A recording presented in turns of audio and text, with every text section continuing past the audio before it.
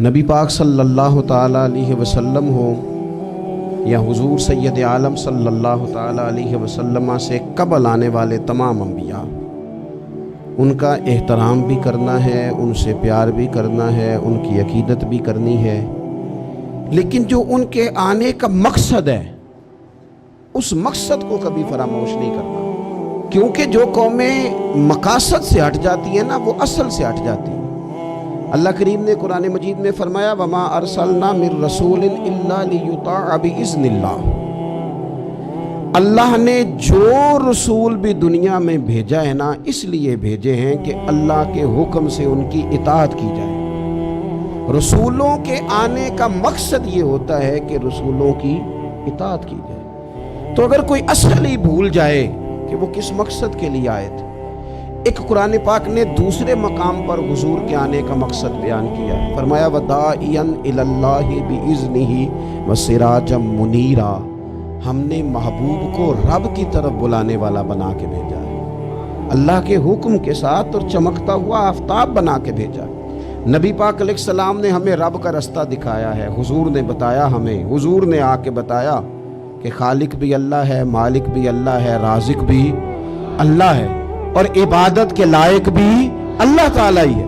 ہمیں حضور نے رب کی معرفت کے رستے پہ ڈالا ہے۔ حضور کے غلاموں کبھی نبی پاک کا دیا ہوا یہ سبق نہ بھول جانا، عبادت کے لائق صرف اللہ کی ذات، ہمیں اپنی ساری توجہات کا مرکز اللہ تعالیٰ کو بنانا ہے۔ یہ ہمیں ہمارے رسول پاک صلی اللہ تعالیٰ علیہ وسلم نے سبق دیا۔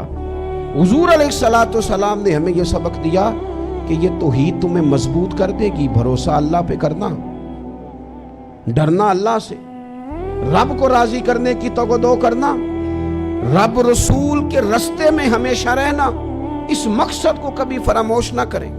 اور ایک تیسرے مقام پر قرآن مجید نے حضور کے آنے کے مقاصد بیان کیے، فرمایا کما ارسلنا فیکم رسولا منکم، جیسا کہ ہم نے تمہیں میں سے تمہیں ایک رسول عطا کیا ہے، یتلو علیکم آیاتنا، وہ تم پر ہماری آیتیں تلاوت کریں گے، ویزکیکم، اور تمہیں پاک فرما دیں گے۔ نبی پاک ہمیں پاک کرنے آئے، ہمارا تزکیہ کرنے آئے۔ حضور کے آنے کا مقصد یہ ہے کہ مومن کے دل میں، مسلمان کے دل میں بغض نہ ہو، حسد نہ ہو، عداوت نہ ہو، تکبر نہ ہو، خود پسندی نہ ہو، ہرس نہ ہو، ہوس نہ ہو، لالچ نہ ہو، کسی کے بارے میں اس کے ذہن میں برے خیالات، وَيُزَكِّيكُمْ، یہ پاک رسول تمہیں پاک کرنے آئے۔ اور پھر ارشاد فرمایا وَيُعَلِّمُكُمُ الْكِتَابَ وَالْحِكْمَةَ، یہ تمہیں کتاب اور حکمت سکھانے آئے ہیں، یہ قرآن محبوب تمہارے لیے لے کے آئے ہیں، یہ میرے رسول نے تمہیں سکھایا ہے۔ حضور نے ہر جگہ قرآن سکھایا، ہر جگہ، مکے میں برستے ہوئے پتھروں کے بیچ بھی قرآن سکھایا، اور بدر میں چلتی ہوئی تلواروں کے بیچ بھی قرآن سکھایا، اور احد کے اندر جب آپ کے مقدس دانتوں سے لہو مبارک نکل رہا تھا تب بھی قرآن ہی سکھایا، تبوک میں بھی قرآن ہی پڑھتے رہے، اور فتح مکہ پر بھی میرے رسول کریم قرآن پاک کی تلاوت ہی کرتے رہے۔ حضور نے قرآن سکھایا، امت کبھی قرآن کو چھوڑ نہ جائے، یہ مقصد ہے، یہ حضور کے ساتھ آنے والا نور ہے۔ وَأَنزَلْنَا إِلَيْكُمْ نُورًا مُبِينًا، کبھی قرآن کو بھول نہ جانا، لیکن میری کتاب نہیں، وَيُعَلِّمُكُمُ الْكِتَابَ وَالْحِكْمَةَ، تمہیں کتاب بھی سکھائیں گے اور دانائی بھی سکھائیں گے۔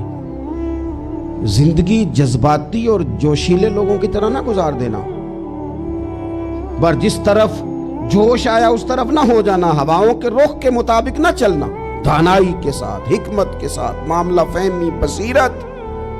کائنات کی ساری حکمتیں اگر پھوٹتی ہیں تو وہ دروازہ رسول سے خیرات لے کے پھوٹتی ہیں۔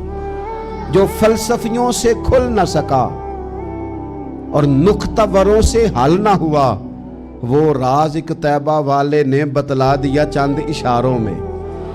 نبی پاک علیہ السلام نے حکمت سکھائی، حضور سے دانائی سیکھے، حکمت سیکھے۔ وَيُعَلِّمُكُمْ مَا لَمْ تَكُونُوا تَعْلَمُونَ، اور میرے محبوب تمہیں اس چیز کا علم دیتے ہیں جس کا علم تمہارے پاس نہیں تھا۔ हुजूर तो इल्म की खैरात बांटते हैं, नबी पाक अलैहिस्सलाम तो अपनी कौम को इल्म देते हैं, शऊर देते हैं। और हुजूर ने क्या फरमाया? फरमाया ये इल्म मेरी विरासत है। फरमाया जिसके साथ रब भलाई करने का इरादा करे उसे दीन की समझ अता फरमाता है। इल्म की तरफ बढ़े, शऊर की तरफ बढ़े, हमें इल्म सिखाना ये हुजूर के आने के मकासद हैं।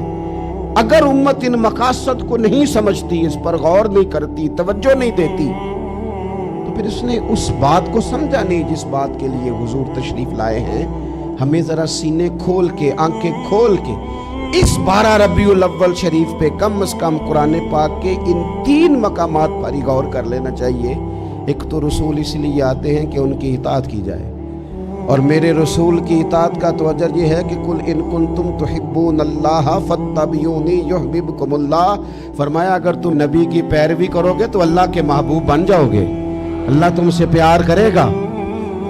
तो एक तो रसूल आते हैं इसलिए कि उनकी पैरवी की जाए, और एक हुजूर ने हमें दावत दी है अल्लाह की जानिब, और एक हुजूर हमें तज़किया देते हैं, पाक करते हैं, किताब सिखाते हैं, हिकमत सिखाते हैं, इल्म सिखाते हैं। इसलिए ये मकासद जो हुजूर के आने के हैं इनको ज़रूर समझ लें, ज़रूर समझ लें, इस पर ज़रूर गौर कर लें। लेके पहलू में गमे उम्मत नादार आए और उम्मती उम्मती कहते हुए सरकार आए।